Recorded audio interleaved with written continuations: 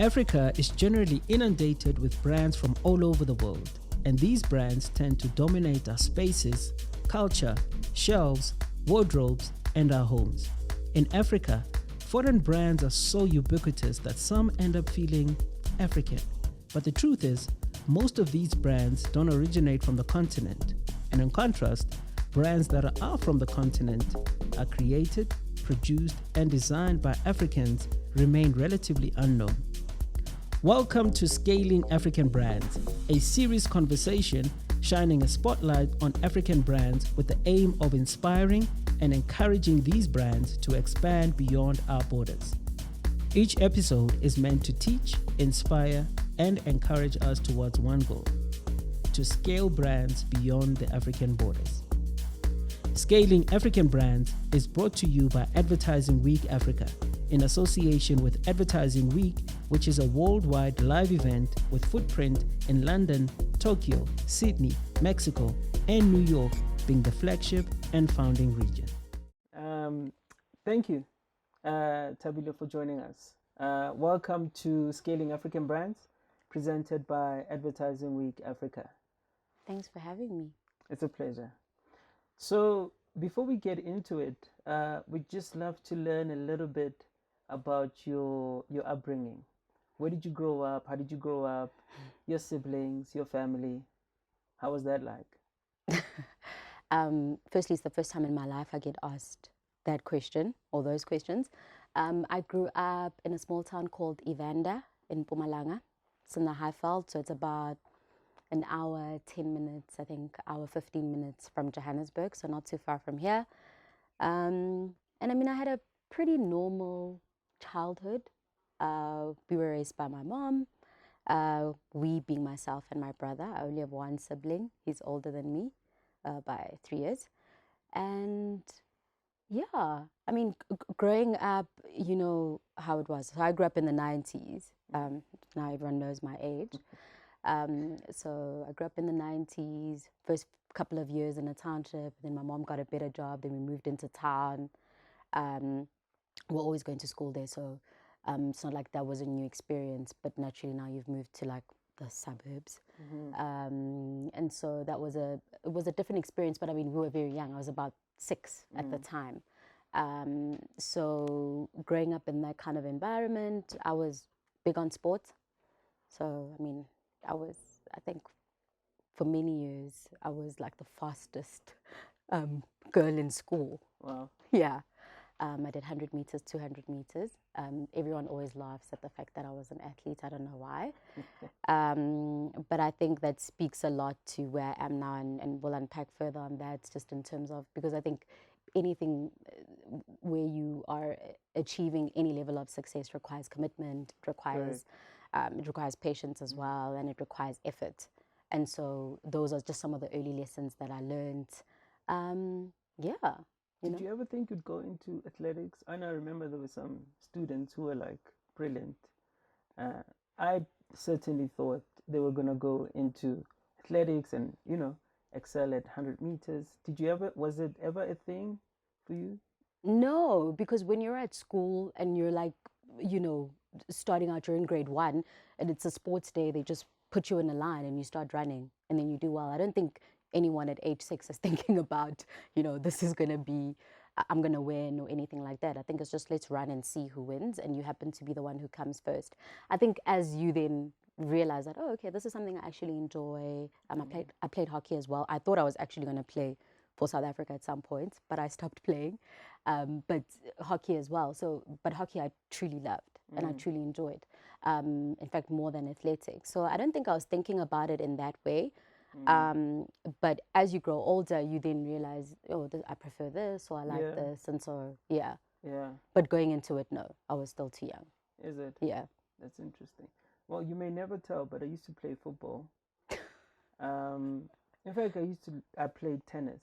I thought I was going to play tennis, and then I played football in primary. And then when we went to high school, I don't know, there was this thing of when you get into high school, you must be serious. It's like, you know, you don't sweat in high school. It was just a weird thing. I I don't don't know. know. I mean, I don't know what was going on there, but I can tell you played soccer because you've got the soccer player hairstyle. oh my. Yeah. I don't know if that's a good thing though.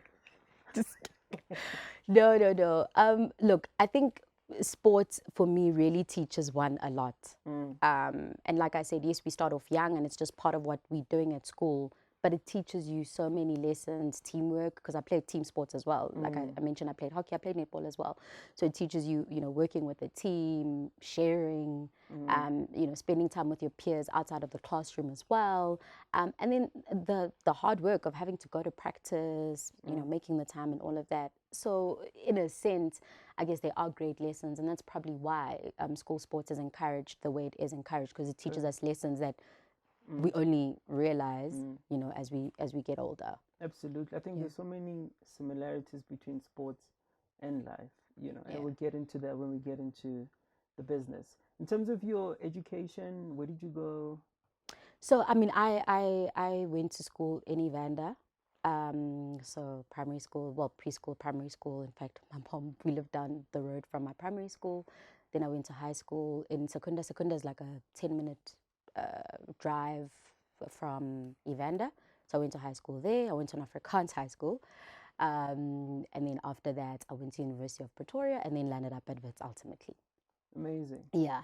And yeah, in all of that, there was always an element of not wanting to feel stuck.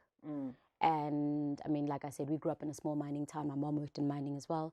But there was always an interest of saying, what is life beyond, this environment? What's life beyond these four walls? And I think I've always had that mentality as to where it was going to get me to. You're never certain.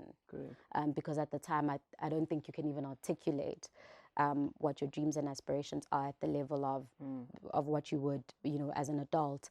But I think I was quite clear on that. Amazing. I think we all, particularly as young Black people, we share a similar thing in needing to get out or having to get out. Can we officially confirm that you're out? You know what? I don't know if it was a feeling or a need of wanting to get out per se. It was definitely wanting to be a success, wanting to achieve great things, wanting to make an impact. And even though at the time you're not able to maybe write down or say, this is exactly what I'm going to do in life and this is what I'm going to achieve, I don't think anyone truly can. But that feeling and the wanting to succeed has always existed in me from a young age. And so that I was certain about. I was certain about wanting to, break new ground, do new things, achieve what is to me greatness, because I always say anything in life is relative to you and your environment and your circumstances. So those things I was very clear about. It was just then looking at what are the avenues that are going to get me there.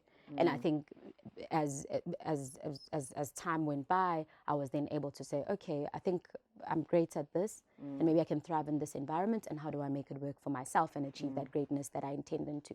So it was more that intention. But like I said, you pick these things up over time, and you're like, oh, actually, if I think back to this time, I wasn't necessarily certain on the route, but I was certain on the objective. Amazing. Yeah. Did you have anybody that you were looking up to? Not necessarily maybe from a media perspective, but was there anybody who played a key role in helping you achieve these goals and ambitions that you had? I mean, I think it's twofold for me. So my mom has always, has played the biggest sort of impact and role in my life, to a large extent. Of course, she's not in the media at all. But I think in terms of, striving for greatness and winning, which is what drives me, that's definitely, what I've learned from her, and showing up, and persevering. And then on the media side, Oprah Winfrey, like most people in the world. We used to watch her, but I think her being able to transition, I mean, she still does both. She's still, on air, and she has businesses. But I think there's something about her where it's her even, you know, driving her sentiments constantly around purpose and around intention. And being clear about, you know, this is my journey. I love that. Because people have different journeys, but that has always inspired me, and I've always been clear. I mean, I started doing public speaking when I was 6, but it was by chance because there was no one to look after me at home on weekends. So I would go to the Saturday school, and they I don't know why they had public speaking for 6-year-olds, but they had it. And I did my first speech there, and you know, I fell in love with it. And then it was like, oh, I can really speak well. Then let me join the debate team. Let me do this. Let me do that. And so you learn that, and it also builds a confidence in you. You know, believe it or not, I mean, I always say I'm an ambivert, so I know when to be social, but I don't really. It's not for me. But at the same time, I think having started so young with public speaking and all of that built a confidence in me, which obviously gave me the confidence to be able to read the news to millions of viewers for many years. I love that, because when I look at the work I do in my family, I think they'd get surprised as to, you know, if they were to see me in a boardroom, they'd be like, who is this guy? You know, so I love that in terms of knowing when to, you know, show up. The Oprah story, I'm going to tell you very briefly, and I hope you haven't heard it. This thing around intention, I think, is important, right? So she tells the story of how she became Oprah. I love it. I hope you haven't heard it, so it feels like new information. I'll pretend like I didn't, because amazing. I love that. So she tells the story of, you know, she did her usual journalism stuff where she would get different guests into the show, and she literally interviewed everyone.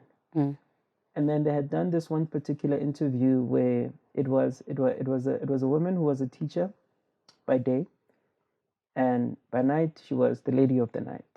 So they had done this interview. The people that work for Oprah, they loved the interview. It was just one of those interviews that would push up the ratings, which is, you know, what TV is about, at least from a commercial perspective. But then she started thinking about the world around this woman. So this woman had a 10-year-old boy. The interview was done. Literally, they just had to press play, and then it would air to the rest of the world. And then she started thinking about the implications of actually airing the episode.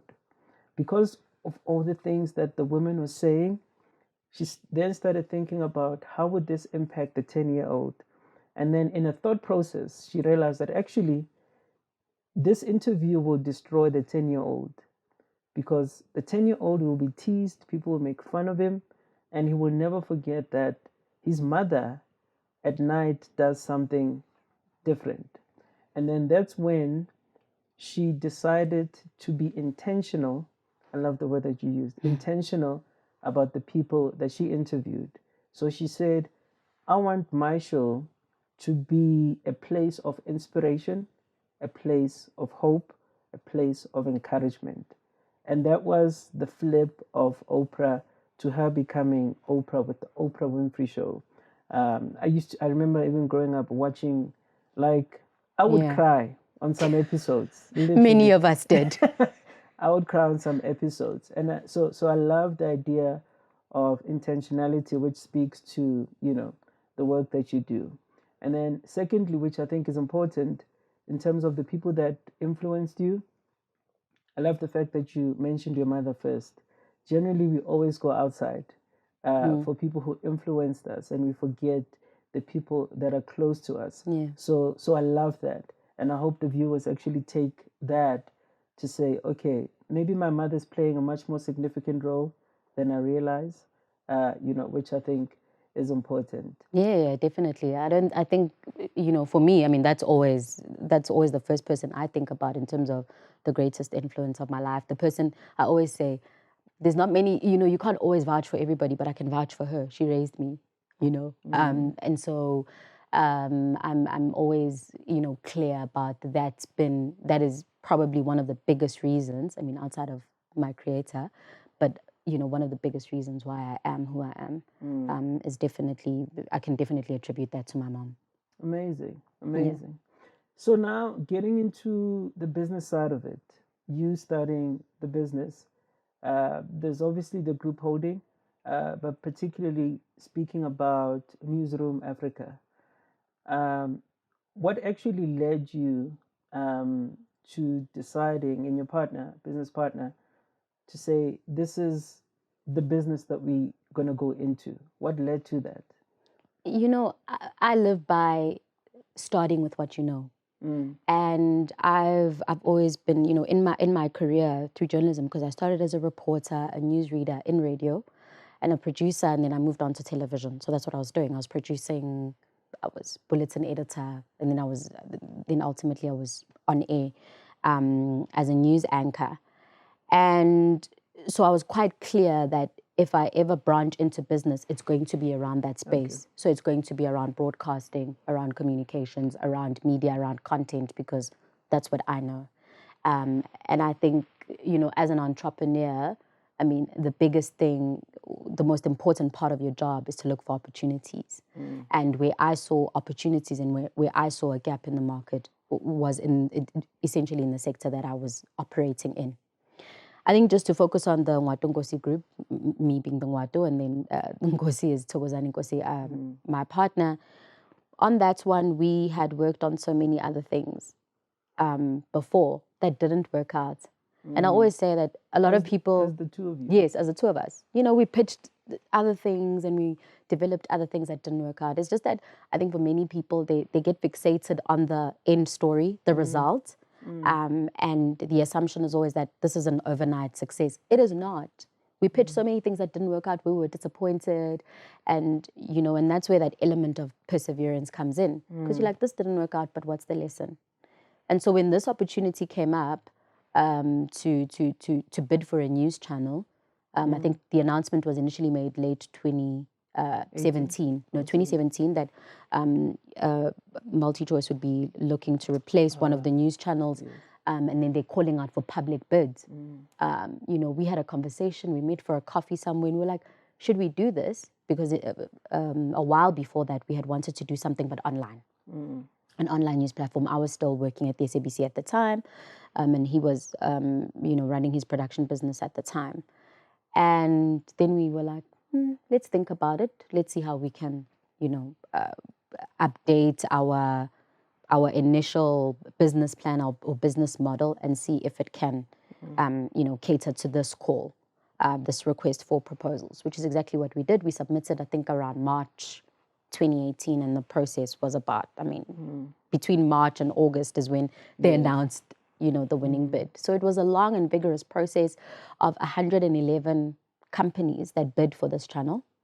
And there were big players in there, you know, big players with big pockets and networks. But we went in there, firstly, with the intention to say, there's a call that's been made. You know, let's see what the industry players have to say about our ideas. And because we're not used to people coming up, you know, it's so easy when someone says, oh, Mark Zuckerberg sat in his dorm room and he developed this thing. It's so believable, right? Because he's a white male, you know, he's from the US. So it's all believable. But when it's young Black people, it's different. It's like, no ways. You mean somebody bought into your idea, believed, because that's what we are, an IP. We're an IP and a tech business. That's what we are, ultimately. And so somebody bought into idea, and we went through that process, like I said, for about 6 months. And, you know, it's like 111, top 60, top 30, top 5, top 2. And we're like, okay. And I think by the time we got to like top 6, in fact, we were like, we were so happy, and we thought... Even if it doesn't work out? Even if it doesn't work out, they know us by name. Wow. And if we pitch other things, they'll listen to us. And that was the most important thing. And I always say, if you go into something with the intention to just, you know, do your best in it. And that's how we were. We were just pitching our idea. We were proud of it. We were excited. We were eager. I mean, I would go to work. I had a show between 9 and midnight. I would read, drive home, sleep, wake up, go to Tox's office where we would work on our pitch. We would go to MultiChoice pitch. Then I'd come home, nap for an hour or two, go back to work like nothing happened, and read and do my show. And that diligence also is important, because I wasn't thinking, oh, you know, I'm in the, you know, I've made it now. There wasn't that. I still had my job. I still went there. I did my absolute best every single day, you know, until the very end when I felt, okay, now I'm ready. I've done everything I can here, and I'm ready to move on to the next level. So that's essentially, you know, in a nutshell, how NewzRoom Africa, or what we know now as NewzRoom Africa, started. It was just two people who had a similar vision, similar values as well, but wanted to build something great. Wanted to build, you know, an African news and entertainment platform of the future, essentially. So before we get into that, firstly, we'll get into the NewzRoom brand, but how did you guys manage to stick together? And I think this is a very important question. There are a lot of people who start businesses together, but it never works out. It's quite rare to find people who start something together and then they have that perseverance, and then until, like, how did you, like, what is it with your sort of like partnership or relationship that actually makes it work? Is it the vision? Is it what makes it work? The vision is definitely the foundation of it. I think, firstly, any partnership, especially a business one, is not easy, because you're not the same person. However, how we even collaborated in the first place was because we had different strengths. Yes, we operated in the same industry, in the same sector.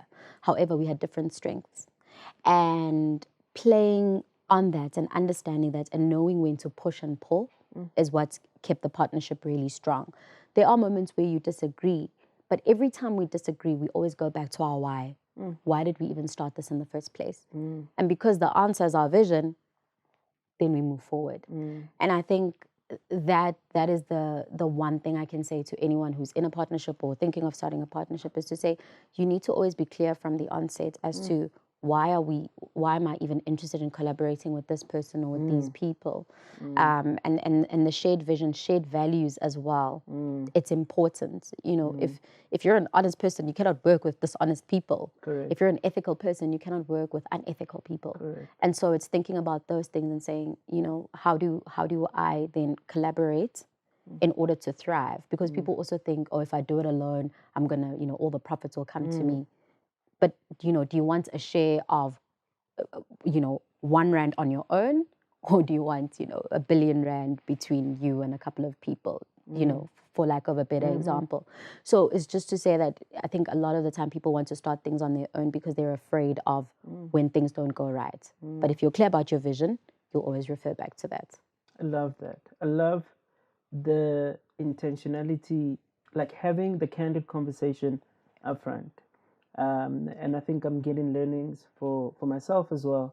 And that usually, I think I got fixated in the idea and almost left the formalities to the end, like having a robust conversation. Like, okay, why are we doing, first of all, why are we ourselves getting into this business? Like, why did I choose you? Why did you choose me? I think those are important conversations, because then what it does is it sets the foundation for, if you, for me, what it sounds like is that when you have that strong foundation, you don't even fear the disagreements. They're part of the process. But if you don't, and you're not clear about what it is that you do, every fight feels like, you know, is this the right person? Whereas it's just a natural part of the process. And I think the most important thing, so, you know, when I look at LinkedIn, there's now this fair, I hope you don't judge me, you know, like this narrative around work-life balance, you know, working from home. I don't know if in your world people can work from home, but, you know, this idea of working from home, you know, it's like people want 3-day work days, or, you know, things like that. But what I love is the work that you had to put in. And for me, with this whole narrative around working from home, work-life balance, it's like people they sort of like shame the idea of working hard. And for me, it's like a basic principle. I always speak about how we would admire sports people who work hard, but shame people who work in the office. It's like, that's not hard work, that's toxic. But an athlete will go into the gym day and night, and it's like, oh, it's so admirable. But in the profession that we're in, where we carry laptops and whatever, it's like, why are you working so hard?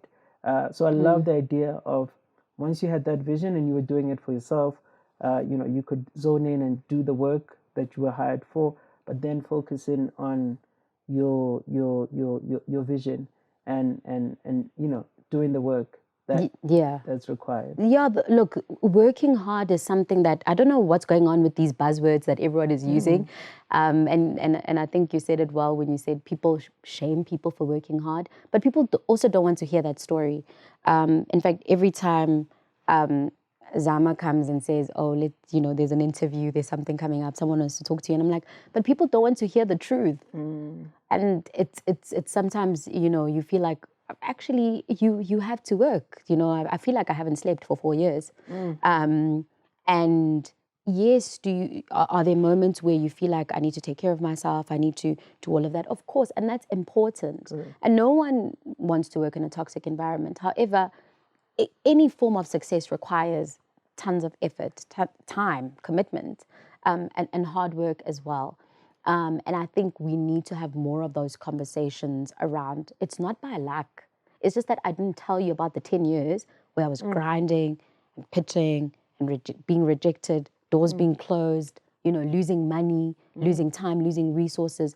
No one wants to hear that story. People want to hear what just happened. And, so for me, that's something that if I ever, I'm going to tell it like it is, and the work is required. I mean, we work very hard. I'm working harder now than I ever have, ever. And someone would be like, well, but the business is 4 now, whatever. But yes, but I'm not only the co-founder, I'm the CEO of our entire group. And so that requires me to be on top of everything, and that requires time, and that requires putting in the work. Amazing. That's a beautiful caveat into the section where now we speak about the business, and then, of course, co-founder, CEO hat. So in terms of the business itself, so I'd like to look at it as a product, right? Every brand has a product. Coca-Cola has the black liquid. In terms of your product, how were you thinking about making it different? Is it different, or you just saying that it's different? But I suppose the fact that you went from being shortlisted from, there was definitely something about the business. What is it that led to you being from, should we bid, should we not, bidding, and then all the way to being successful? I think in our bidding, yes, we were bidding for this particular channel because the request for proposals was for this channel. But we were clear to share the story of what we're trying to build. And we're trying to build, we want to become a major player, firstly on the continent, both on the news side and general entertainment. And that's why, we keep reiterating that we are building an African news and general entertainment platform of the future. And so we were clear about that to say, this is our overall vision of the business. Yes, I can't divulge all the elements to it because all those things, as you know, 2 weeks ago, we launched our new channel as well, our movie channel. And so those are some of the things that we shared there to say, this is our vision over time, but today we're here to present this. Nice. Something fresh, something new, something younger, but still credible, and an information service that people can trust. And so that, for me, was very key, because then you are telling your story. And the truth is, as founders, your story is the most important thing when you walk into a boardroom. Yes, the business model and the business plan, 100% equally as important. However, your story is what captures the audience that you're presenting to. And I think that in itself was a good story to tell, especially, in a country with dynamics like ours. The media and the broadcasting landscape in our country is one of the most untransformed sectors. And so we walked in there as two young Black people, one is a woman, were youth owned as well. So it's such a special story in itself. And sometimes I always think, I'm like, oh, the Black owned narrative. Sometimes it's so, to some people, it's almost like eye roll worthy or whatever, but it's not. Until there's transformation, it will be relevant. Correct. And we will keep talking about it until there are more Black people in these spaces, until there are more, Black-owned business, women-owned businesses in these spaces. And so for us, I think that's what ultimately, gave us the edge, that we came in with a network and not just one linear conversation that we were having about the single channel. We came in and presented a business. Amazing. And that was our intention from the onset. I love that. And I think we should never get tired of, Black owned, youth owned, and being proud. There was a study that came out about top 100 brands on the continent. I think 80% of them were international brands. So I think until we get to the stage where 90% of those brands are from the continent, we should never, get tired. But on the idea of the founder's story, I love the idea also of the founder's intent. So what is your story? What is your intention with, I suppose the entire group, but maybe particularly on NewzRoom Africa? I think with NewzRoom Africa, as you know, our vision is to be, Africa's leading news and information service. And when we were putting together this channel, we were clear about, the kind of platform we want to create, both on air, which is what the viewers get to see, but off air as well. I mean, if you walk into our business, this is essentially what you see. You're seeing women behind the camera. You're seeing young Black people in the building walking around. And we wanted that element to be very clear, that we are building not only, a business of the future, but we're taking our people along, with us. And so that was our intention. It continues to be our intention, to build, to empower, to make an impact, but to also be very bold. We do things very differently, and we're always clear about, even, the way our channel looks. Initially, it was like, geez, is this a music channel? I remember one content person saying that. We were like, no, this is us breaking barriers and saying, why should we look, old and tired, as if we're in the 1960s, as a platform? We want a fresh look. We want a look that is attractive to a younger audience, but still, like I said, credible enough for anybody of any age to watch. And so we were clear about, that being some of the elements that we want to make as an integral part of what you now know as NewzRoom Africa, essentially. But as the group, like I said, we are building a continental, but also a global business of the future. And we will be one of those brands one day. Some of our brands will be on that list one day. Because that's the kind of business. So yes, we're proudly South African. This is home. This is, this is where we started, and that will never change. But it's to say, how do we take this and replicate it across the continent and then the rest of the world? That's ultimately what we want to build. And why shouldn't we want that, Correct. And we don't want to restrict ourselves to the confines of our country. But there are great opportunities across the continent and the rest of the world as well. And we've already started to look at that and say, how do we expand beyond our borders? Amazing. Yeah. I loved in one of the interviews where Mr. Nkosi spoke about the breaking of the rules, knowing what the rules are. And, are you able to share what those rules are? What makes your channel different? What did you incorporate? What did you break and put together?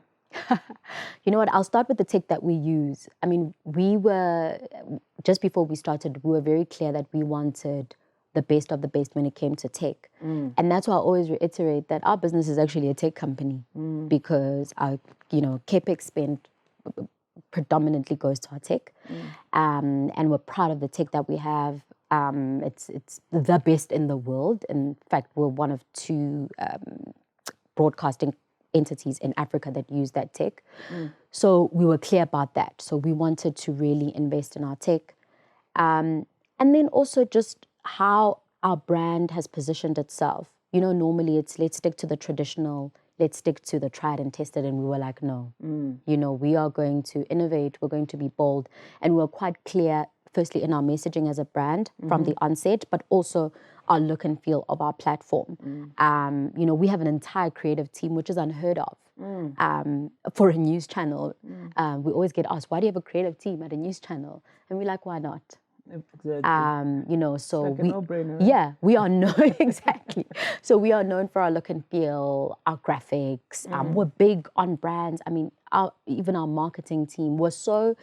And I love that we abuse the word intentional, but we're so intentional about every single thing that we do. Anything that we participate in, we ask ourselves, is this aligned to our brand? Is this what we're trying to participate in? You know, we listen a lot. We do a lot of social listening and all that. And so we have been very clear about doing things our way. And yes, you'll try some things and they won't work. They may not work in the beginning. But the thing about us also, which I think also sets us apart, is our agility. We're agile. You know, if something doesn't work out, we fix it fast. You know, you fall fast, you make hard decisions really quickly, and you turn it around, which has been very important because we don't have that red tape. You know, we can quickly make decisions, and that has made all the difference for us. So yes, our business has grown now. We're at around 400 staff members. And we started with just 2 of us 4 years ago. However, we still work with the same agility. And we want to retain that for as long as we possibly can, because I think that's what's helped us, you know, to scale our brands and our business as quickly as we've been able to. I love that. I love the focus on refining the product, making sure that it's at its highest possible quality. Because when we talk about scaling, then for me the question is, what exactly are you scaling? Which is why I love how, in terms from a tech perspective, so there's usually the conversation around digital disruption. You know, journalism is like, do we still even have real journalists? Or, you know, because sometimes or most times maybe what we see is a story breaks out from a celebrity or whatever, and then that becomes the story. You know, I've read articles from a you know, written perspective where literally the entire article was the Instagram post, and then they literally they show you the Instagram post, and then they take the paragraph from the Instagram post and then put quotation marks, and that's the article, you know. So, but I love how you sort of like went head on and said, we're going to embrace, you know, this technology. I think it was Mr. Maharaj, who's part of your team. There's a gentleman who speaks about the you know, the integration of how I love, you call them citizen journalists, are able to then contribute also in terms of your, you know, the content that you produce, which I think is brilliant. So I love the focusing on the product itself, because sometimes maybe we get fixated on the idea of the business, but we never really hone in on making sure that the quality of the product, you know, which reminds me of how Apple is Apple because of that discipline to say a product needs to, you know, I don't know if these are sort of like legendary stories, but they're stories of him literally reviewing a product, and if it doesn't do what it was meant to do, he would change the team. Hopefully, I don't think you... I haven't done that yet. Are there days when I feel like it? Maybe no. No, I'm joking. I haven't done that yet. Okay. So then in terms of your hiring process, and I think, you know, the people that you hire form a critical part of being able to deliver on the product. What's your philosophy around the people that you hire, either back end all the way to in front of the camera? You know what? We're clear about what our values are. And we were speaking about this offline where I was saying it's so important to work with people who have shared values. And we communicate that so well. You know, this is who we are. This is the culture we're trying to build. And so when we're bringing people into the business, it has to be people who are aligned to that. But more than that, our business is unique in the sense that you've got the co-founders running the business, right? So I'm a co-founder, but I'm also the CEO. So I run the operations of the business. And so firstly, they look at you like, well, you're the owner of the business, but also so you've got two roles essentially. And you do then, more than maybe other businesses, require people who actually believe in you as an individual, right? How do you discern that? How do you know that people believe in you? I think you know what I like about the interview process is that, you know, you get a CV, like this person looks great on paper, you get to meet them, you get to discern. And I mean, in the beginning, I sat in every job interview. Now, not so much. I sit in the extremely critical and senior ones. But at the same time, I think people show themselves. Yes, you're probably thinking, well, we've got such a high unemployment rate. There will be people who just take a job because they need a job. And there are some people like that. But those people, more often than not, fall off on their own. Naturally, They just fall off the bus on their own. And, you know, the people who are truly there with the good intentions, with the shared values, they are the ones who stick around. And I mean, we've got a core team of people who have been with us for the past 4 years. And you can tell that these people are here, yes, because they love what they do, they love their job, and it benefits them. But more than that, they believe in the vision, they believe in what we are building. And on a day-to-day basis, they believe in me as well, which is important because, I mean, walking into the room, 99% of the people probably in the building are older than me, and, you know, and all of that. But none of that matters because I you know, I walk the talk. So I show up, I set the example, I'm there with them. So it's not like I'm high up somewhere in the sky, you know, making decisions and engaging them virtually only. You know, I'm visible. And I think sometimes, just to go back to the points on the work from home and work-life balance thing, but I'm still a firm believer of, as a leader, you need to be visible. Your people need to see you also in the trenches. They need to see you participating. Sometimes they just need to see you present. Correct. You know, and they need to hear from you as well. And hear, you know, this is what we're working on. This is what we're trying to build. And sometimes it'll feel like you're repeating yourself, but that's important, you know, in any situation, but most importantly in a business, rather over-communicate, because that's what helps you build. So I think in that hiring process, we over-communicate who we are, the culture we're trying to build. We're very honest about, you know, the challenges of our industry as well. We're a 24-hour business. So sometimes we may need you for 24 hours or at any given time in that 24 hours. Are you willing to avail yourself for that? And so we're quite honest about those things so that people are not acting surprised when the time comes and you need them. So our hiring process, like I said, it's multifaceted. But we are very certain in who we are as a business. We're certain in who we are, you know, as a brand and what we're trying to build, and we prefer to work with like-minded people. Yeah, I love that. And I mean, just looking at the people that you have, from Kathy to Tulasizwe to JJ, I think it's just incredible people. I love JJ, by the way. We don't have JJ. No, we really don't. JJ hasn't been with us for 2 years. Yeah. No. He's with ENCA now. Okay. And Tulasizwe as well. But yes, of course, when they were there, I mean, we loved them, and they were the part of our original on-air team in particular.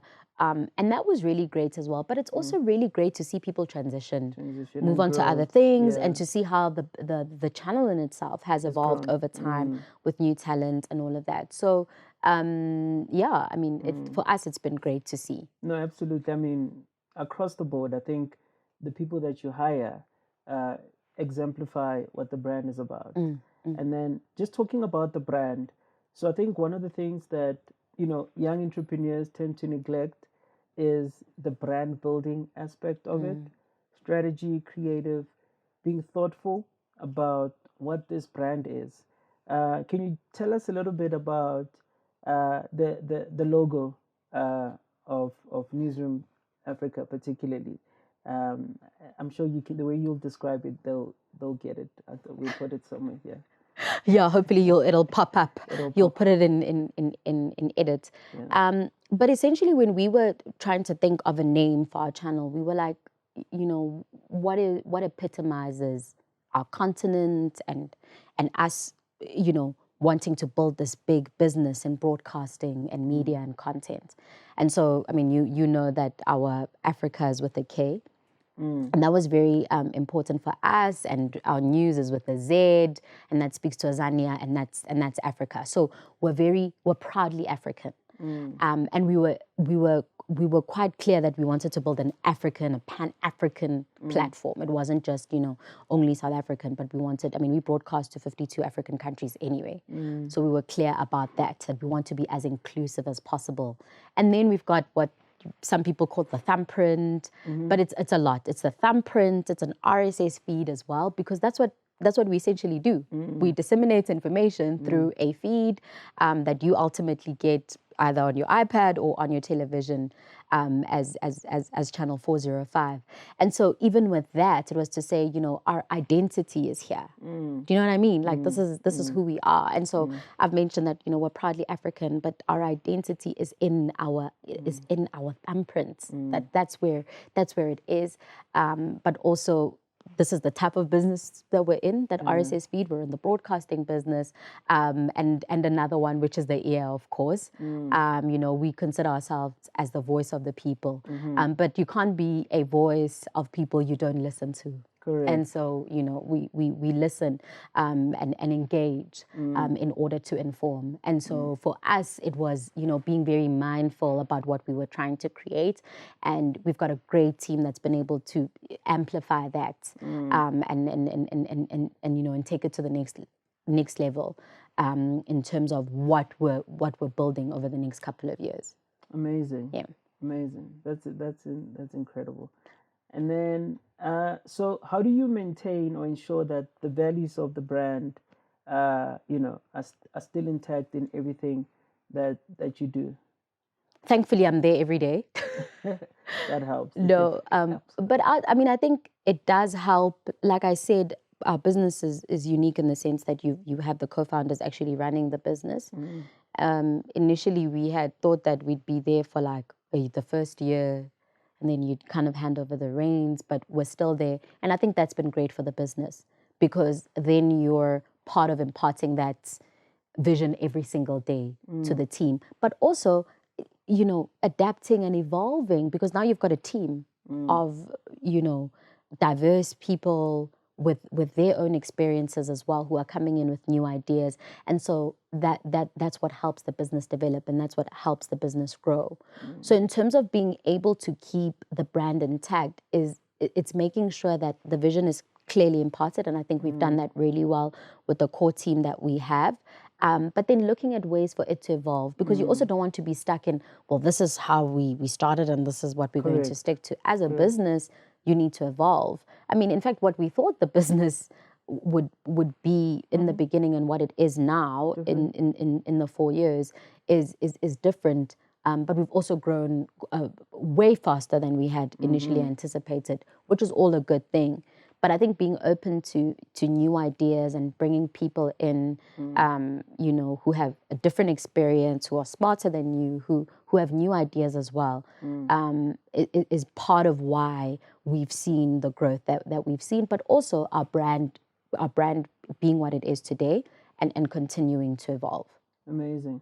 So how do you, from a practicality perspective, how do you balance between, this idea of working in the business and on the business? So in the business is literally, making sure that the content is great. Yeah. How do you then balance with the evolution and the progression of the business? Do you have a schedule? Do you have time where you're like, now I'm focusing just on the vision and where we're going, versus is the product, of the highest quality? How do you balance it? Because I think it is an important conversation in terms of, you speak about making sure that you're always relevant and up to date and you're progressing. How do you, in your day-to-day, think about managing almost like the two worlds? You know what? Firstly, I don't see it as two worlds, because I live the business. So 24 hours, I'm thinking about the business. I mean, part of my job, and that's on the vision side, is to find new opportunities and all of that. But I'm always thinking about the business in some other way. And yes, I'm in it, but I've been able to strike a good balance between the being in it and then having a bird's eye view and saying, what are we doing right? What can we do better? What are some of the things that we can change? And so that really comes in handy. And maybe that's a special talent that I have in terms of being able to step back and introspect and say, maybe here we need to take a beat. And I think that is important, because when you're in the grind, it is difficult for you to pause and say, how do we change things, or do we even need to change things? So for me, it's the constant questioning, the constant thinking. But living the business for me is the reason why I think I have been able to be successful in my role in the business. Because, like I said, I'm constantly thinking about it. I'm constantly thinking about new opportunities. How do we expand? How do we amplify? And I would essentially attribute, to that. Amazing. Yeah. 3 last questions. First one is, what inspires you? What do you read? What do you do outside of the work? Because I think that is an important aspect that we sometimes neglect. Where sometimes I feel like I'm in the thing, but I need something outside, to inspire me, or to help me realign. What does that look like for you? What is it? What that is interesting? I mean, in terms of what I love reading, my favorite leader in business is Jack Welch, and he's got a book called Winning in particular. And I always say, one of the things that truly drive me is winning. I love to win, and I know people are like, that's very, almost crass or controversial. No, it's not.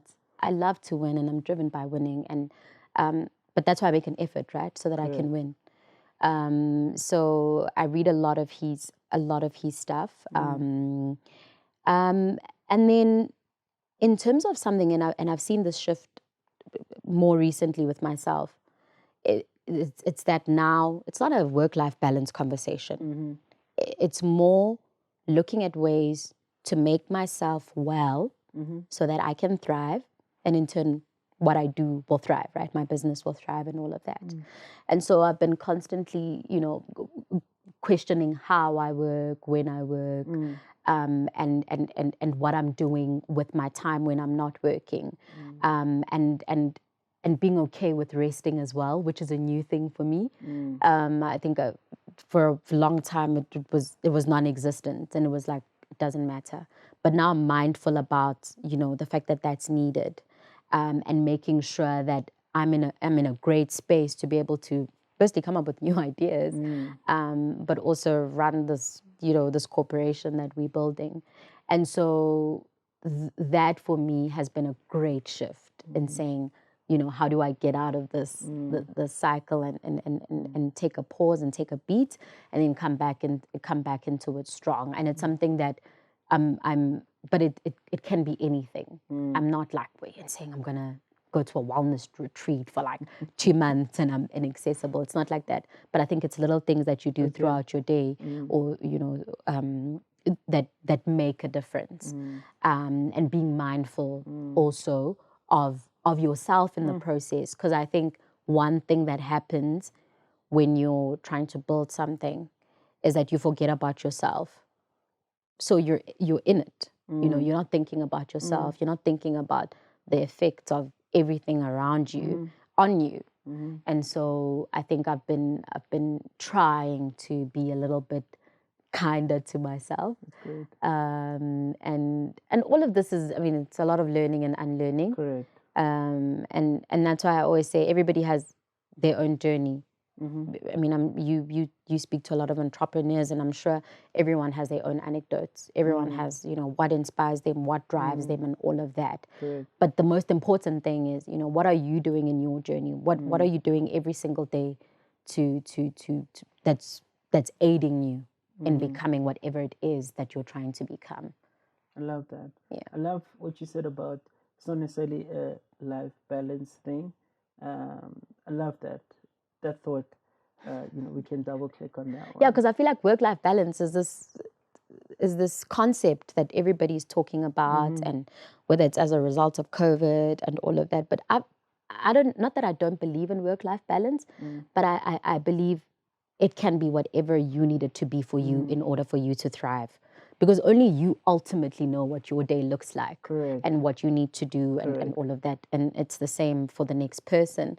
And so it's about, on some days, it's just work, and nothing else. But on some days, I'm like, oh, a little bit of me time. Correct. But that's what works for me. That's what works for your life. And I think that's the most important thing. I know maybe I'm oversimplifying it, but I don't think there's a single person who is, also success is relative, but a person who can say they've achieved great success that has one single thing that they said, okay, I did this one thing, and that's what led to my ultimate success. It's many little things over time, sometimes not working out, sometimes working out, that lead you to wherever you go.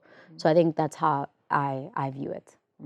Okay, second last question is, what are one or two things that you would love people, especially entrepreneurs or people, maybe they can implement it in their own personal lives, to think about or know or remember?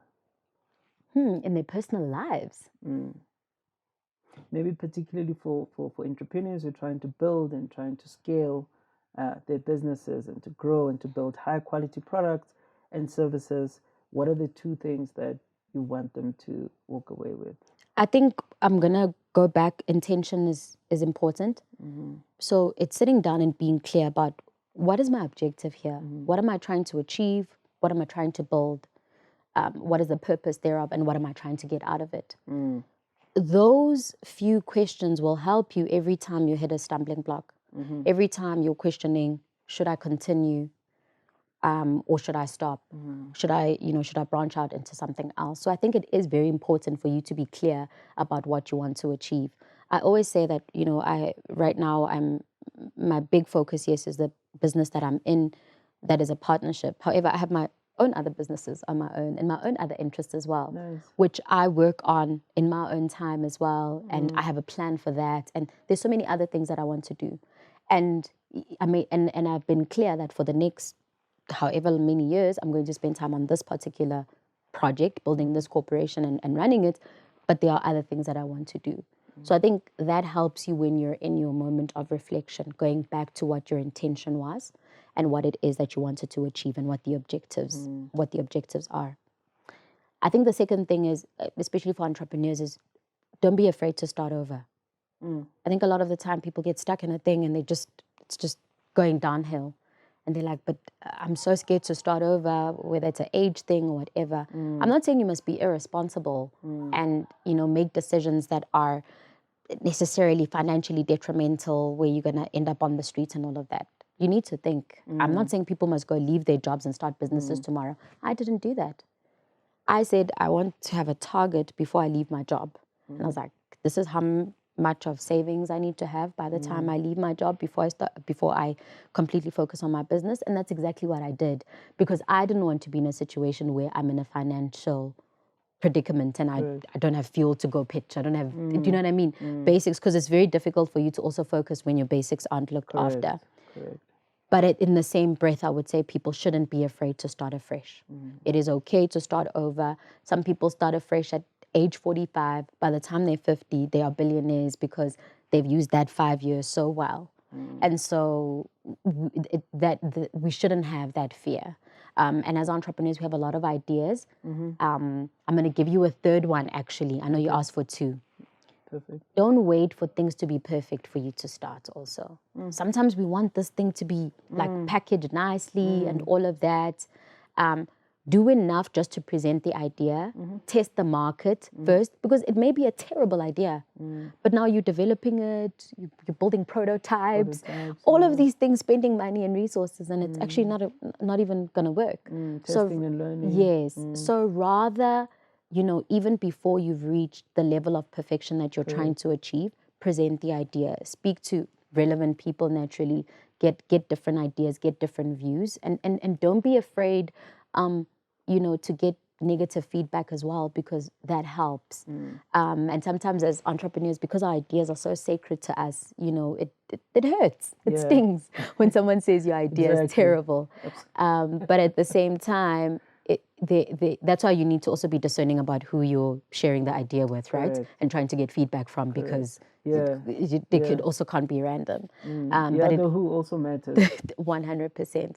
And so getting that feedback is very important at an early stage, I always say, because it helps you avoid wasting a lot of time and resources on something that isn't necessarily a great idea. But don't be afraid. Don't be afraid to just start. Even if the idea hasn't been perfected, just start. Amazing. The last question is two-pronged. I think we touched on it, but the movie offering. Yes. Just to speak a little bit about that. And then the last part of the question is, what do you want people to know about, either it could be NewzRoom or the entire offering? Like, this is the piece where if people are not clear or they're confused about your businesses and what it stands for, like, what is that thing? Well, firstly, our movie channel launched on the 27th of August 2022. We're very excited about it. It's called NewzRoom, and it's on channel 113. You know, and once again, an opportunity came up for us to be able to present something new for the platform. And yes, you know, it's got your classics and studio titles. Did you go through the same bidding process? No. This one is different, because you're already in it, so it's slightly different. The doors open quite differently once you're inside, and we have a track record now. We've done the work. You walk in the room, or whatever gets you in the room, and then you deliver to stay in the room. Correct. That's important. And that's exactly that. And so, you know, like I said, we've got our studio titles, we've got really great partnerships, you know, with your big studios, Disney, NBC, Universal, Lionsgate, etc. But the most exciting thing I think about NewzRoom is that part of our vision there is to make an impact on the local film industry. So as of 2024, we're going to be producing locally made films. Yes, original content. We're really, really excited about that, partnering with the local industry as well. It's very important for us to make that impact, because once again, there's still a major gap, particularly on the funding side of local original content. And so we're quite excited about getting into that phase of the NewzRoom channel. And then in terms of NewzRoom Africa, there's still so much that we want to do with that brand. Like I mentioned, I mean, we currently we broadcast to 52 African countries. So we have slowly started phasing in our Africa strategy, essentially. And we're working, you know, who knows, maybe in the next couple of years, there'll be NewzRoom Africa, East Africa, NewzRoom Africa, West Africa. And that's what we are building. We keep saying we're building an African news and general entertainment platform of the future. And so we're looking at ways to constantly expand. But in that process, we're saying, how do we develop the industry that we essentially grew from and we started in? And so all of our brands are aligned in that. Bogosi Group is about transformation. You know, it's about being bold, innovation, and doing things differently. And I mean, in the next couple of years, we definitely will be the biggest, if not one of the biggest, media entities in this country and the continent. Amazing. It's incredible. I'm inspired. I hope the people are inspired. I feel like we can talk the whole day. So I truly appreciate, you know, you've got a lot of stuff happening. I truly appreciate you making the time to grace our platform. And I hope the learnings for the viewers have been, you know, they can pick them up. So thank you for joining us on Scaling African Brands. And I hope the people that are listening and running the businesses will be able to scale their businesses and grow from here on out. Yeah, and thanks for a great conversation. It was great to meet you as well. Pleasure. Thank you.